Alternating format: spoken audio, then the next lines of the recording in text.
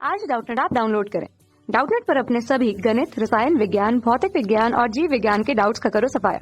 बस प्रश्न की फोटो खींचो, एक ही प्रश्न को क्रॉप करो और तुरंत वीडियो सोल्यूशन पाओ। अभी डाउनलोड करें। हेलो एवरीवन, हमको प्रश्न दिया कि एक समचतुर्भुज की एक भुजा की लंबाई 13 सेंटीमीटर तथा एक विकर्ण की लंबाई 10 सेंटीमीटर है, तो उसका क्षेत्रफल क्या है। तो समचतुर्भुज है तो हम जानते हैं कि समचतुर्भुज की सारी भुजाएं बराबर होती है।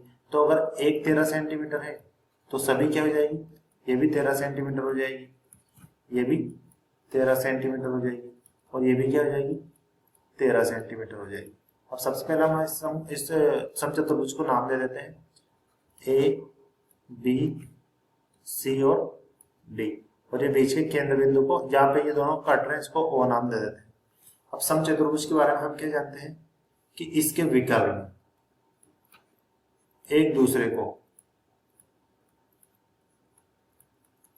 समकोण पर समद्विभाजित करते हैं।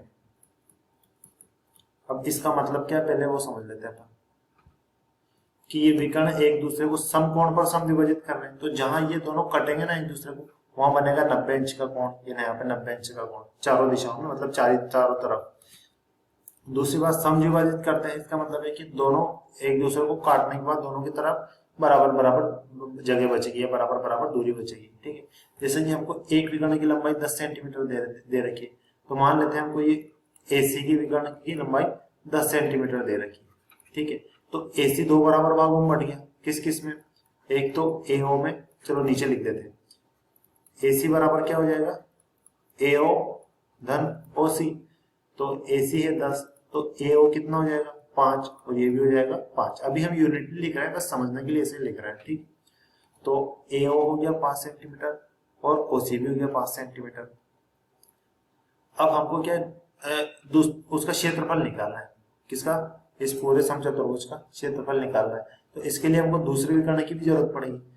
तो अब दूसरा विकर्ण निकालने के लिए हम क्या करेंगे, हमारे पास देखो, अगर OD की हमको लंबाई मिल जाए, हमको अगर OD की लंबाई मिल जाए या फिर OB की मिल जाए, क्योंकि दोनों बराबर है, क्योंकि समद्विभाजित कर रहे हैं, तो हमारा काम बन जाएगा, क्योंकि हमको एक और विकर्ण मिल जाएगा।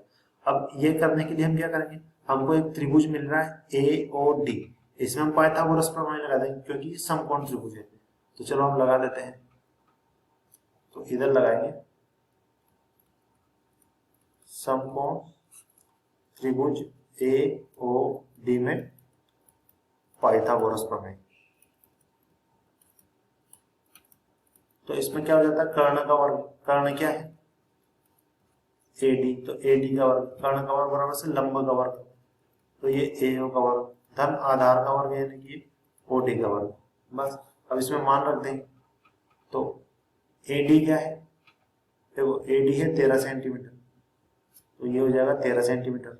तो ये 13 की घात 2 गुणा सेंटीमीटर की घात 2 हो जाएगा, बराबर AO क्या है 5 सेंटीमीटर, तो ये 5 की घात 2 गुणा सेंटीमीटर की घात 2 धन OD का मान हमको निकालना है, तो ये OD को हमने ऐसे ही छोड़ दिया। तो 13 गुणा 13 क्या होता है, 13 का गुणा 13 में करते हैं तो हमको मिलता है 169 सेंटीमीटर की घात 2 ऋण, ये 5 का वर्ग होता है 25, इसका पक्षांतर होकर इधर आएगा तो ये ऋण का हो जाएगा, बराबर इसको इधर मिल जाएगा OD की घात 2। तो 169 में से 25 जाएंगे तो कितने बचे, 9 में से 5 गए तो 4, 6 में से 2 गए 4, और ये 144 सेंटीमीटर की घात 2 बराबर OD की घात 2। अब इसको हल करने के लिए क्या करेंगे, दोनों तरफ वर्गमूल ले लेंगे, इधर भी वर्गमूल ले लिया, इधर भी वर्गमूल ले लिया। अब 144 का वर्गमूल क्या होता है, देखो इसमें 12 का भाग लगाएंगे, 12 एकम 12, 2 बचे तो हो गए 24, तो 12 दूने 24, फिर से 12 का लगाएंगे, 12 एकम 12, तो यहाँ से ये 144 का मिल गया हमको। 144 बराबर लिख सकते हैं 12 की घात 2, तो लिख देते हैं नीचे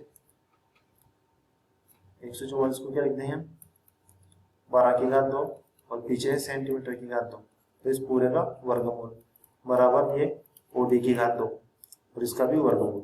तो देखो वर्गमूल से घात कट जाती है, तो यहाँ से भी ये कट गया, यहाँ से भी ये कट गया, तो हमको OD का मान कितना मिल गया, यहाँ से OD बराबर 12 सेंटीमीटर। ठीक है, अब हमको OD मिल गया, और OD के बराबर क्या है, ओबी भी है, तो ये भी क्या मिल जाएगा 12 सेंटीमीटर। तो ओबी और ओडी दोनों 12-12 मिल गए हमको, तो इनके मान रख देते हैं यहाँ पे, ये चतुर्भुज में लिख देते हैं इसमें। ये भी हो गया 12 सेंटीमीटर और ये भी हो गया 12 सेंटीमीटर, ठीक है। अब दो कुल मिला के हमको डीबी की लंबाई कितनी हो जाएगी 12-12, दूसरे विकर्ण की लंबाई दोनों जुड़ जाएंगे, तो डीबी की लंबाई यहां से हो जाएगी, यहाँ से दूसरे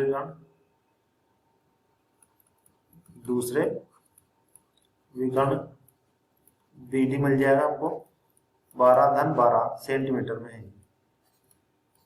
तो ये हो जाएगा 24 सेंटीमीटर।